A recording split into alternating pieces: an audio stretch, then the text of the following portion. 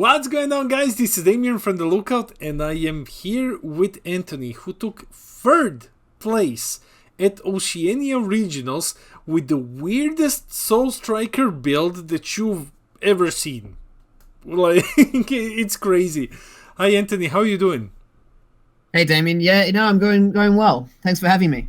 Thanks for being here. So we had your deck on the stream, and both Peter and I were completely shocked. Like, I'm not. If you saw the thumbnail, guys. So, but I'm still gonna pretend like we don't know what's happening. So if it's just a standard Soul Striker. Yeah, it's just a standard Soul Striker, so we can start, very briefly. But before we begin, I just want to ask you, so why did you pick Soul Striker? So I play blue. I'm a control player, although I do play everything else if I feel like it. But I basically stick to blue, blue, blue, blue, and more blue. I have played SS4 Vegeta in the past. I've played Soul Striker. I've played 21. I've played a whole bunch of different decks. A couple of years back when SS4 Vegeta grew really, really big, that was on the back of myself and Sublet doing very well with that particular list. I'm always looking for the next blue thing. And I like to play a really slow blue game. So even when like a fast, aggressive blue deck comes out, I'm going to find and pick and choose the pieces that are going to control and slow the game down. I chose Soul Striker because I noted that mono blue control was struggling this format due to its main defensive pieces being limited in some way, such as like the Boo Unison. So it realistically, if I wanted to play control, I had to combine blue with something other than typical mono blue. And then I was working out, well, what can I put alongside it to make it work? And I figured Soul Striker was a leader that would help me dip into other colors without losing what blue does best, being that energy manipulation. All right. Yeah, Soul Striker, crazy leader. So, guys, when we start, we're starting off the build with 4 copies of Piccolo and, of course, 3 copies of Pan. Yeah, this is fairly standard for all Soul Striker builds. It's just a value card. More often than not, I'm actually paying 1 to discard the Piccolo and search the deck for a Pan as a cantrip rather than playing a Piccolo. If I was to pick and choose which one I did, it's probably 50-50 as to whether I discard it or whether I play it. The primary purpose of the Piccolo is I can search my deck and see what is in my deck, which is relevant for later in the deck and later in the game. Most importantly, for this particular deck, Piccolo happens to be a god. If you look in his traits, he is a Namekian. He's also a god. So more often than not, at least one of these Piccolos is going to get charged at some point during the game, and that's relevant to this particular deck.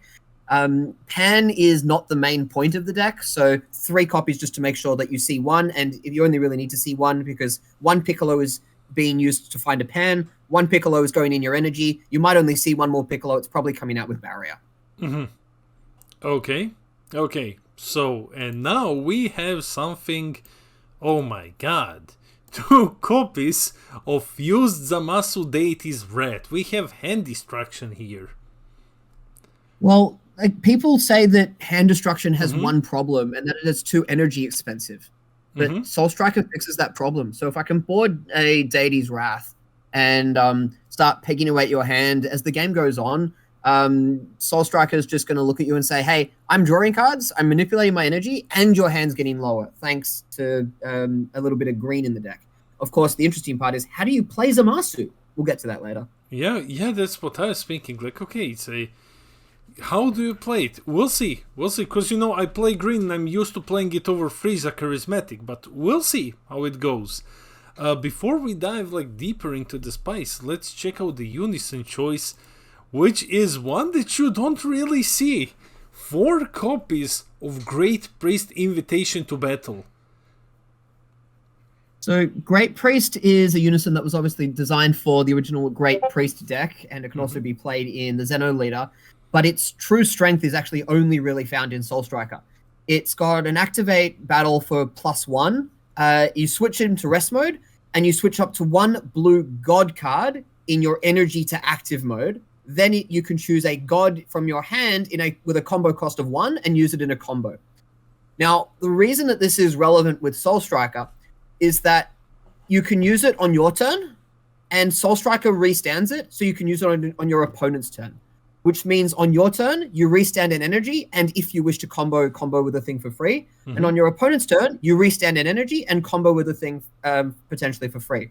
This unison is a 3 specified cost, but because of Soul Striker and his own ability to rest and restand an energy, on the turn you play him, he's completely free because your leader restands 2, Great Priest restands 1. But then you get 1 of those energy back on your opponent's turn, so it's already like he cost negative nothing. And every turn he lives after that, and he's a very sticky unison. He's at 20k, and he's gaining a marker on each turn. So getting rid of him is very difficult. Mm-hmm. It means that he's basically giving you an extra energy on every turn. So if Soul Striker didn't have enough energy to play with, it's like you've got 4 energy extra than your opponent has to play with every turn, going like turn 4 onwards. It also has a nice -3, which doesn't really come up very much, but it does have a neat usage. It's an auto for -3 that when your opponent plays a battle card that is bigger than the amount of energy that they have, you can bounce it back to their hand. This is particularly relevant, say, like against Red, if they try and drop the big SCR Red Vegeta, because that's got they play it, and then they have to activate main to use all of its skills. But before it gets to activate main, you've already bounced it back to their hand, and it disappears from the board. So you can think of this -3 if you hang on to it ready to use as like an anti-secret rare style tech, like an anti-big bomb thing. It just says, hit me with little things, not the big things. But its primary purpose is to be a sticky unison that restands energy. Yeah, and that's the point with Piccolo. It says switch up to 1 blue god, and as you said, Piccolo is a god. So... Yes. It means that you will charge other gods, but it means that Piccolo can be another god that you can always rest and restand. Speaking of charging other gods, let's jump into the multicolored package. So, first off, 3 copies of the Warpland from Draft Box 5. So, we are using this simply because it is a god and it has the potential to be charged in active mode. If blue-green had a checkland, a standard style checkland that was a god, that would be in place of this card, because you could potentially charge it more easily early game. Typically speaking, your first charge every game is going to be in rest mode, and you want it to be a god. And there, ideally, in this particular deck, are 7 multi-targets that are gods, but that you can charge realistically anything multi-card in turn 1, and you can fix the rest later, because you can charge gods later. This particular one is useful, because it means that when your Great Priest turns to rest, and you restand a god, you can restand a card that is both blue and or green. So it means your whole deck is live the whole time. Super strong combo. So now we are moving to the one that really confused me, because I never saw this one see play since it was revealed. Like maybe here and there. Piccolo 3 moves ahead at 3 copies. Okay, so yeah, Piccolo serves a couple of purposes here. Originally, in my first few builds, this was actually the Steadfast Android 6. Was it Steadfast? The Android 16 6-drop that when you combo with it, it discards, or when you play it, discards a card, and it's a dual attack blocker. Originally, that was in the build. It came out because it just wasn't providing the value that I'd hoped it would. And what I realized was that I was often ending up with excess amounts of energy that I had no idea what to spend the energy on. So I figured it's probably okay if I put in an arrival that is a little bit more costly, but gives extra value and digs deeper into the deck. Piccolo really fit that build because first of all, when he's played as an arrival, he draws a card. That's important because it means you're not losing hand size. And it's also then a bit of utility because you can either prevent them from blocking or more commonly stop a thing from attacking. This is particularly good against dual attackers, triple attackers, or things that are waiting to attack that have an effect to attack. For example, they could attack with a leader, or you rival this in, target their Zamasu, they can't swing, they can't make you discard, just as an example. It's also a critical blocker, and at 20k, that's actually relevant. So the crit is annoying for obvious reasons, and at the end of your turn, it restands. So if you play it aggressively, you can swing for crit, restand at the end of the turn, and it can block with it. It basically demands an answer, because if it's not answered, then it's just going to keep providing value. The other reason why I put it in at 3 copies is that I do actually want to see it, because this is the primary target for Zamasu. Because there's so much extra energy, and typically when people put 5 drops on the board for Zamasu, they're losing hand size to do it. Like if you use Charismatic Villain, yes, you kill a thing, but if Charismatic came out of your hand, it didn't replace itself. Piccolo does. So Piccolo is the key feature for that. You're typically not playing this in the first 2 to 3 turns of the game, though there might be a matchup dependent where that may happen. It's a value card, and it fit the bill much better than the Android 16 ever would. Yeah, makes a lot of sense. Really makes perfect sense. Like, it's one of those multicolors that you don't really see used, so it's pretty cool to see it here. Yeah, like you got to consider, like, the reason why it's not seen is because it's energy costly for the effect that it has, and that doesn't really matter in this deck. Yeah. Then we have the Floodgate, the Negates package. We have 2 copies of the 4-drop Android 21. Though that's our counter basically. So we have Android 21. It's pretty self-explanatory. I would say, like, this is one of the best Floodgates in my opinion. This is one of the best ones. Yeah, well, look, we're playing a mild form of hand control, so any Floodgate that pegs away at their hand is going to be difficult to get through. And it's relevant that it's a 4-drop and that it's a 25k, because it gets round of most of the counter plays that can prevent it hitting board. And because we've got so much excess energy, like on turn, say, 5, it's not uncommon to use actively on your turn 4 or 5 energy and still leave up 4 energy open for your opponent's turn. So this made sense to have a second copy of, so that you see one, and if you happen to see the second, great. If you don't, no big deal. But it's an excellent turn stop. After which we have more counters in 4 copies of Kusu. So this one has been seeing a bit more play lately, which is cool. Yeah, so how come you're playing 4 copies of this one? And so Kusu, I would say, is the MVP of this particular deck. Okay. So yeah, Kusu is an alternative turn 1 charge, because it's a blue-green god. Of course, that's relevant for this deck. Yes.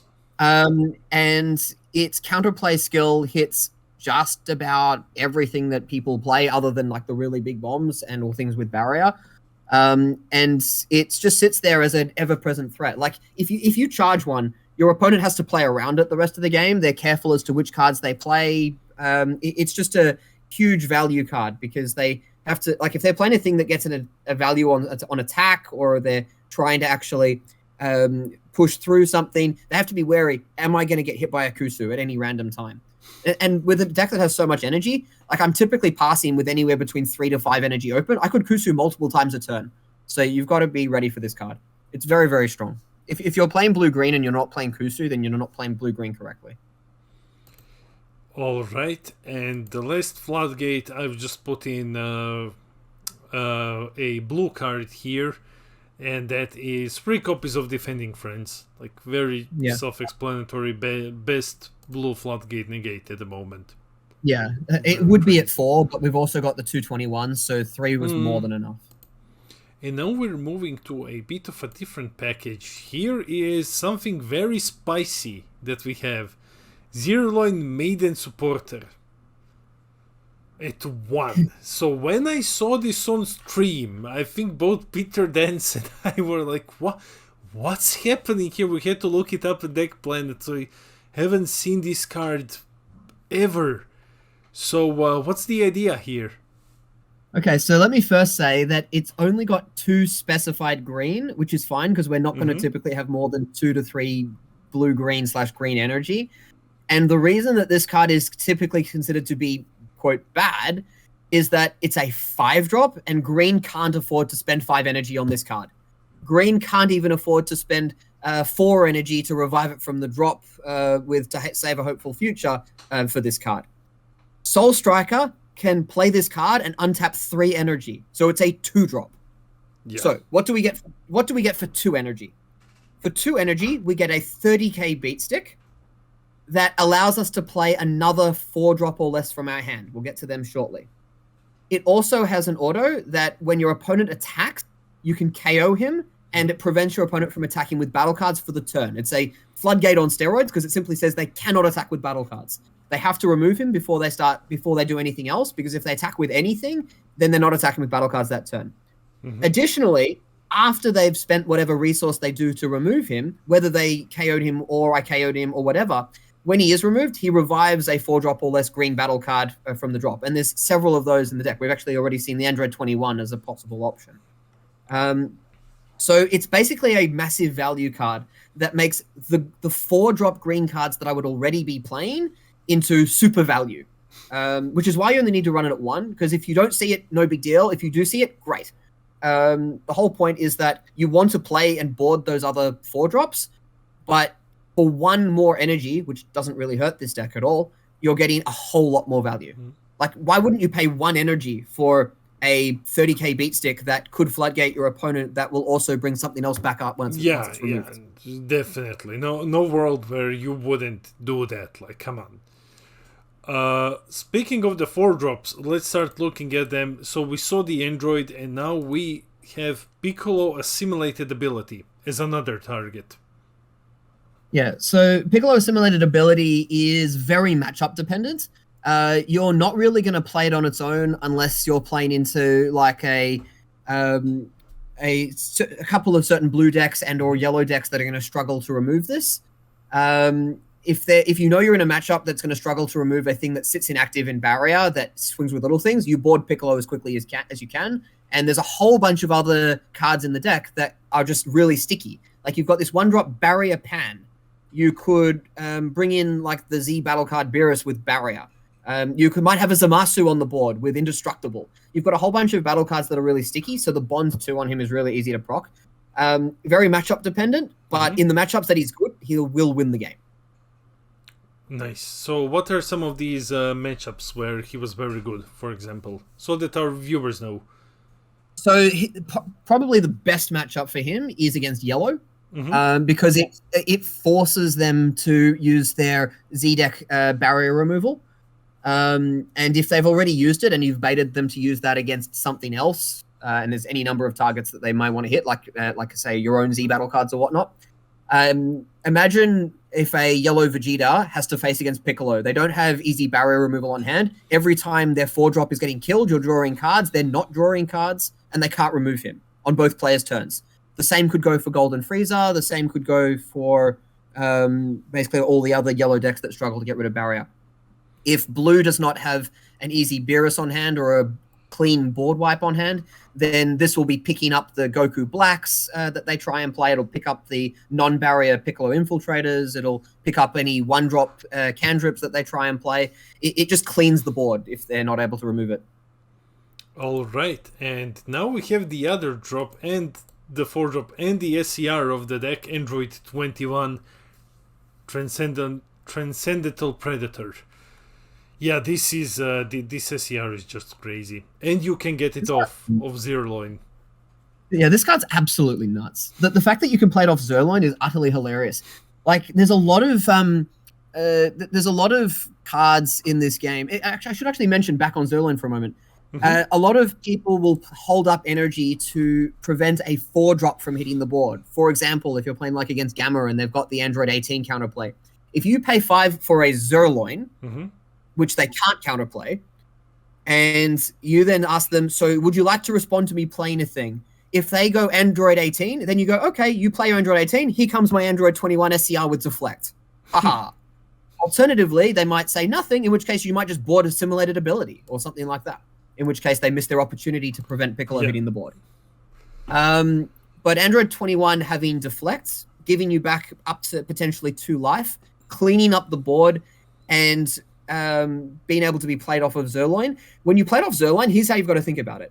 You have cleaned the board. You have created a 30k beat stick and a 40k dual attacker. You've got a potential floodgate on board. You've got a blocker on board. It's and then you untap 3 from your leader and your unison. So it's a complete flip around. Like you can be way behind on board with like 2 life or 3 life, and then the whole game flips. Yeah, that's the power of this absolutely mental SCR. In fact, it's so powerful that we want to guarantee that we see it. Yeah.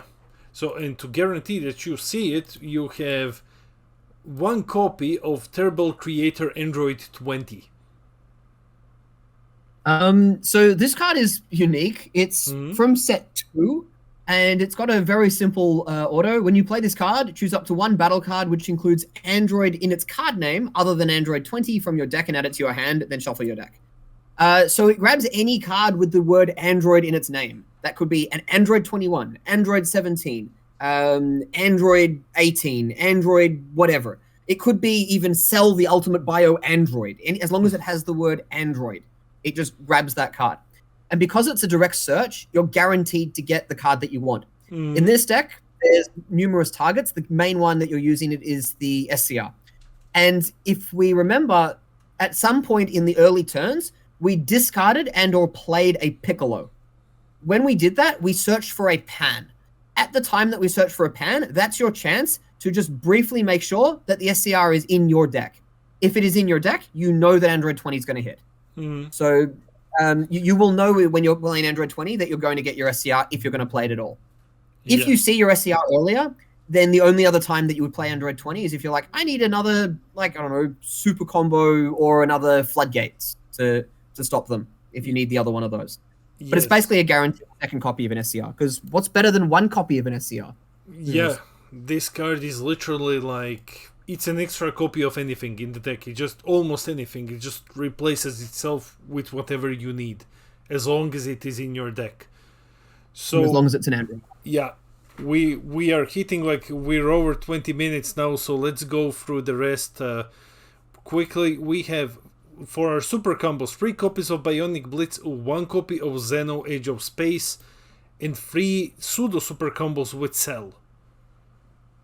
So this is the combo package. You can't negate and counter everything, and Soul Striker has excess energy, so you want to be able to combo stuff.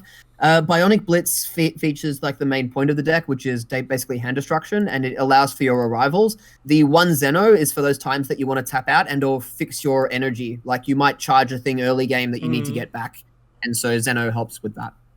As for the 3 Infernal Villainy Cell, you've got Bear Energy. It covers multiple roles. It's a combo, and it can be brought back off of Zeroin for no apparent reason that it's a 20k crit.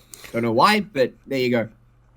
Yeah, and now we just have for... we still have some tech. So we have 3 copies of Monkey, because, like, why not? In this deck, like you said, you have excess energy. So just paying 2 to draw 2, no problem. Worst case, after you end the turn, you get... I mean, worst case, you still get those energies back, so it's practically a free draw 2 in this deck. Yeah. Turns your leader into a 3. And you have your main decking 2 copies of Koitsukai. So how come you're main decking it? I'm running hand destruction. So if this is, and I've got excess energy, so I'm going to pay 1, fix my hand, and say, okay, it's my turn to start attacking. I'm already chipping away at your hand. Do you want to counterplay me or counterattack me with a battle card and actually tax your hand even further? Yeah. It's a rock and a hard play situation for them, so it fits the theme. I might as well main 2. And now we have extra cards, which is the standard package, which you mostly see in blue. 3 copies of Senzu, 3 D Magics, 1 copy of Dirty Burst, because you need to have this one for Gojitas, and 2 copies of Kamehameha Deflection, which is a phenomenal new negate. Like, this new negate, guys, this is so good. Hits so much. It's so good. Yeah. The beans and the D magic are not at 4 because their primary purpose in the decks that they are at 4 is to get your energy back, and your unison does that so much that you just don't need 4 of them. So yeah, Kamehameha Deflection is just a bonkers card. The fact that you can that you're playing a blue deck that runs this card, I had at least one person say, "Hang on, is that not restricted?" I was like, "No, its effect is for any leader. All you need is green energy, and I've got abundance of that." So yeah. Yeah. Yeah. Best case scenario, it stops 2 attacks. Worst case scenario is it stops an attack and kills something so it doesn't stick around. Yes. And guys, like, if you're playing, because I play a lot of green, and this card, if you run into like SS4 Gojitas, this is extremely frustrating for them to deal with. Because, like, once they get their pot of greeds basically in rest mode, and they swing, you just KO them. You deny them combos. You can. It's also and great. Against Gogeta, you've got the command deflection. You've also got Kusu to serve as a similar function. Yeah. Let's jump into Z deck. So for Z deck, most of it is standard, but there is one that really stands out to me, and that is the Z leader. Yeah, so the Z leader is for any blue Goku, so there's a bunch of different leaders that can use it. This deck is a long game deck. We are going to turn 7 in almost every single game, so you will get to 7 energy, and it's basically at that point turning your leader into a surprise double strike, but also has critical. So it's like Champa, because that's banned apparently. Yeah. So there's no reason not to run it if it gives your leader that ability. Yeah, it's critical double strike. He also draws 1. He gets plus 1k for each card in your energy and Z energy. This thing is massive. Like, it's a massive leader. And on the off chance that you fail to kill them, you can just pitch a Z energy and pay 1 to negate an attack. Yeah. A battle card attack. And for the rest, it is 1 copy of the Vegito, because you're already drowning in energy. You're drowning in it. It's one of the rare decks that can actually afford to play this one and just not lose much on energy. Excuse me? Yeah. It costs you 2 energy. Yeah, it costs you like 2 energy. Yeah, 2 energy for deflect barrier, triple strike, blocker monster. And then the rest is just the standard. 2 copies of Beerus, basically free in this deck. Yep. 1 Android. Worthwhile mentioning on Beerus, in Soul Striker, unlike any other blue deck, Beerus is a legitimate play on turn 3, because you can pay 2 of your 3 energy, swing with your leader, untap 2, and then activate Beerus immediately. Yeah, it's crazy combo.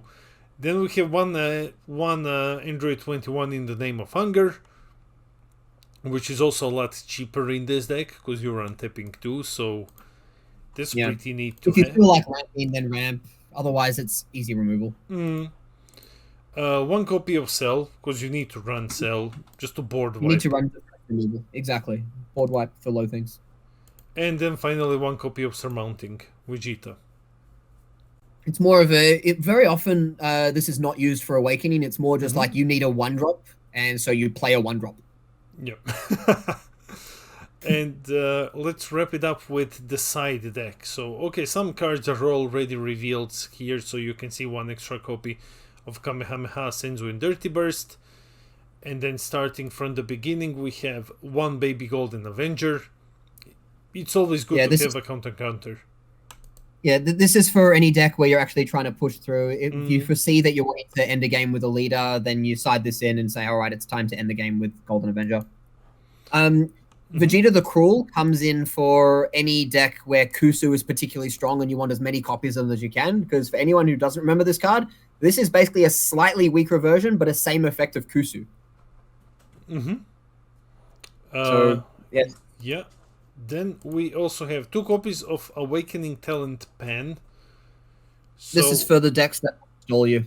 Yeah, because you need to go down to 4 lives to awaken, and then you just. It is worth mentioning that if they're stalling you, it basically means that you're not awakening by turn 4. You realistically want to be having at least a turn 4 awaken, so side them in for that. We have 3 copies of Dabura in case hand distraction shows up. So because I'm playing a blue-green build, the deck without the apes draws a lot less cards than a typical mono blue style build that everything replaces itself. So my hand might get a little low against hand destruction, which is why Dabura is necessary. And then we have, this one, Beerus General of Demolition. Okay. So... Yeah. So you might look at it and think that's a meme, but it's actually not a meme. So against blue-green decks specifically, their hand gets a little low, but several of them play from their energy. The 2 culprits are Gamma and Android 16. If you can drop their hand down low, and yet they can still use their energy as an extra hand, they will outvalue you if they are able to continue using their energy. But if they're down to 1 or less cards in hand and you drop Beerus, their energy is gone, so they just lose. Nice. Then we have 2 copies of Dragon Slaying Bullet. So this is for Frieza when it wants to run into the Gohan Unison, but it's also got applicability against Green Cooler, which is nice. And finally, realistically, none of the other floodgates other than the Android 21 will affect the Unisons, so it's useful to have this card. And finally, we just have, 1 copy of Boo Unison. Yeah, so this is in the sideboard because, strangely enough, in most matchups, the Great Priest provides more value than the Boo Unison. The one matchup where I started it in is against Gamma, and against Gamma, it really hurts them because they're having trouble removing it. And it stops them from playing their Cell also all that easily. But for most of the time, the Great Priest is better because Boo will only restand a mono blue energy, whereas the Great Priest will restand your multicolor energy, which is more important for the overall deck. And guys, that is the deck. Before we finish the video, do you have any shoutouts? Yeah, shout out to all the boys at Cardtastic. Cardtastic Locals is the best locals. Shout out to my brother and partner in crime, who you actually featured on the channel a few weeks ago with his Janemba deck. So yeah, shout out to him. He's been awesome to play and practice with. Shout outs to all friends, family, and shout out to you for hosting me. Shout out to TAC for hosting a great event. Yeah, I think that just about does it. Okay, guys, so that's it. This is Anthony's blue-green weird combination Soul Striker deck. I hope you enjoyed the video, and thank you for being here. And yeah, guys, that's it. This has been Damien from The Lookout, and I will see all of you in the next video. See ya.